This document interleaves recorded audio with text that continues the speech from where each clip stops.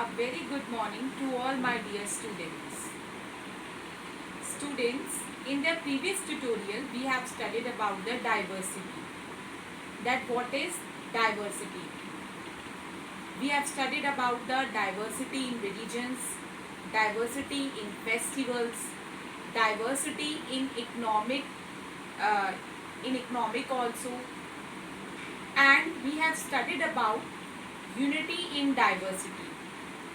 In that I have given you the example of freedom struggle of India, in which all the people they united each other and they fought against the Britishers. Now, in this tutorial, we are going to cover the next chapters. So proceed to our chapter. Strength in cultural diversity. Cultural diversity is a new universal ethic in the course of development and peace.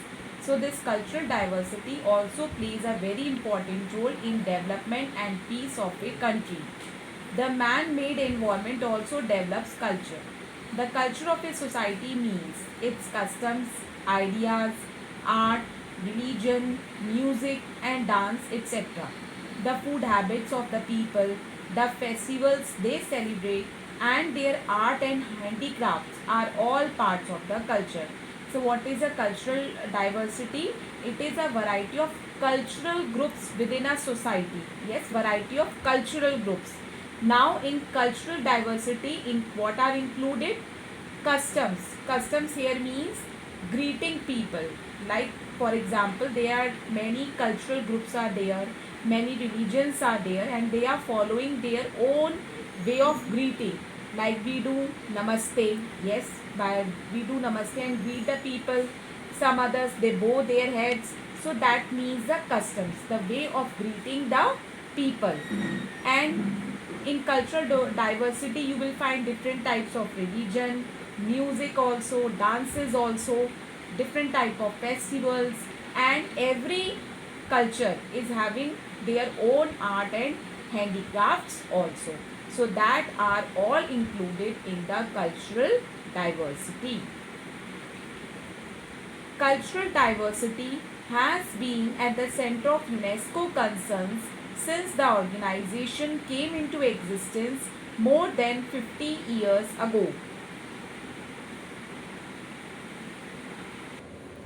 So students, this cultural diversity has been at the center means UNESCO. What is UNESCO? UNESCO is an organization which aimed at building of peace, eradication of poverty in the country through the international cooperation in education, science and culture. And what is the full form of UNESCO? United Nations Educational, Scientific and Cultural Organization. So this aims at development of peace within the country by using through the educational process, through science, through cultures. So this UNESCO also takes cultural diversity as the as it also includes this cultural diversity for maintaining the peace in the country. After the attack of 11 September 2001 in the USA, the UNESCO's Universal Declaration on Cultural Diversity was adopted. So earlier cultural diversity was not the topic, but after the 11 September 2001 attack on USA, this cultural diversity was also included in the UNESCO. And it was adopted by how many states? 185 member states. This cultural diversity was adopted by the 185 member states. Today, the world has about 6,000 communities and many distinct languages.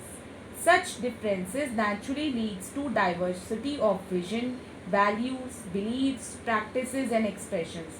So today how many communities are there? 6,000 communities. And every community is having different types of values, their practices, expressions. Yes, so it is our duty. So all deserve equal respect and dignity. So all the communities, whether they are belonging to rich community, or low community or any community or to any religion, then every person should deserve the equal respect and importance.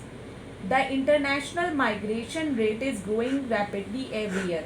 Migration here means refers that migration migrants are there. Those people, those who for the work, they came from the villages to the cities. Yes, they are direct. They move towards the cities for their for any kind of work, for searching the work to earn their livelihood. That are known as migrants.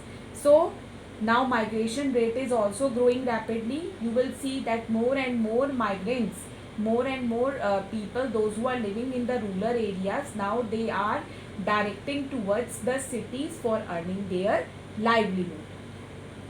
According to the International Migration Report 2002 of the United Nations, so what is the report saying? The number of migrants has doubled. Yes, the migrants people, now it is doubled. Around 175 million people are residing away from the country of their birth. How many people are living away from their birth country? About 175 million people. Why it's so? For the work. Yes. Third, 1 in every 10 persons in the developed region is a migrant. So out of 10, if we count the migrant person, in 10%, 1 person is there, which is in developed regions also, which is a migrant. More migrants are coming from countries even farther away. So many migrants are coming from different countries. Now we will study the geographical factors that influence the diversity of the region. How the geographical factors influencing the diversity. The geographical features influence the diversity of a region. The dresses, food habits, cultures and customs of the people are decided according to the geographical conditions of any region.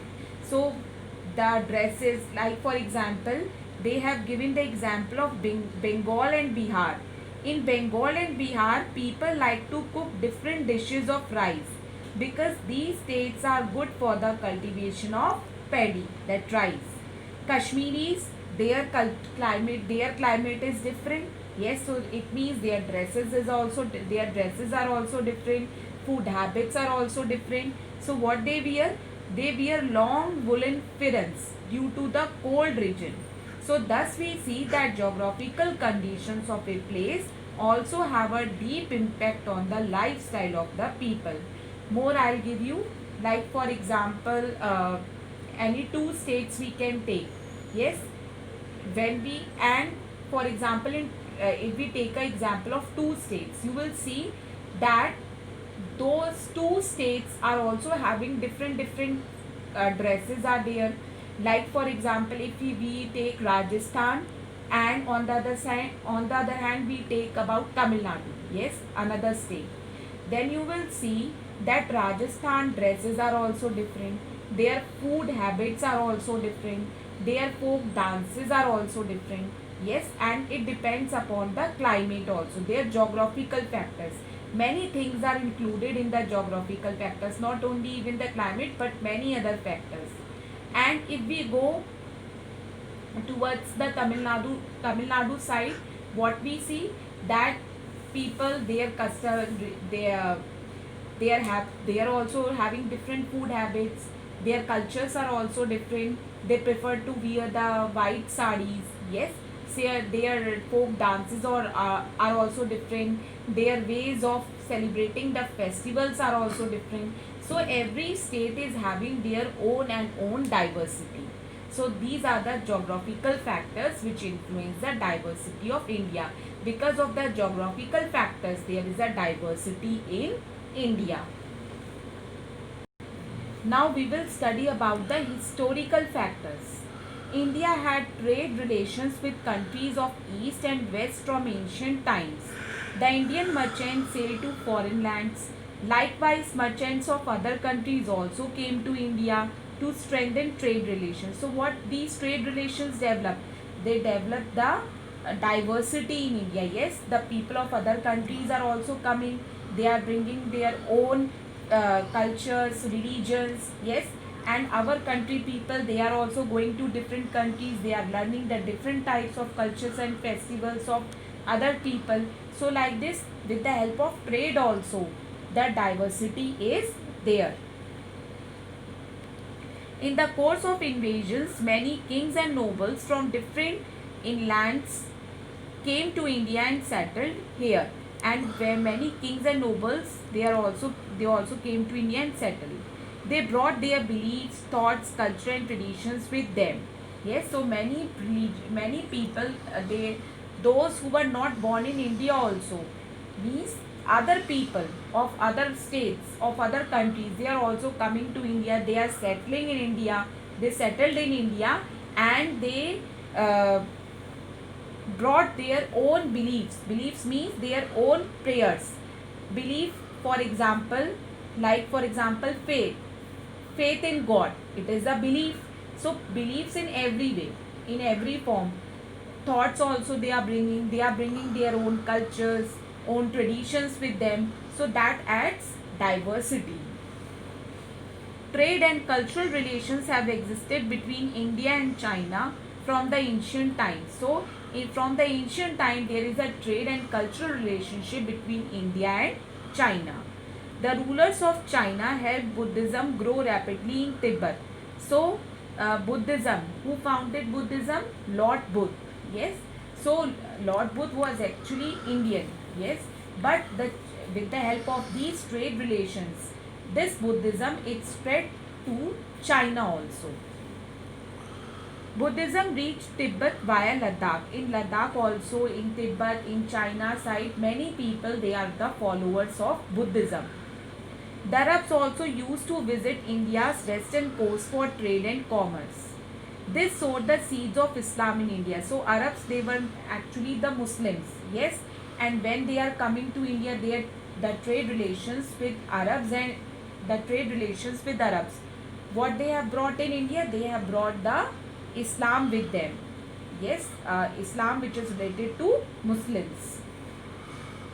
During the Gupta period, many Romans had come to India for trade and intellectual pursuits. Saint Thomas brought Christianity to Kerala in 1507 AD.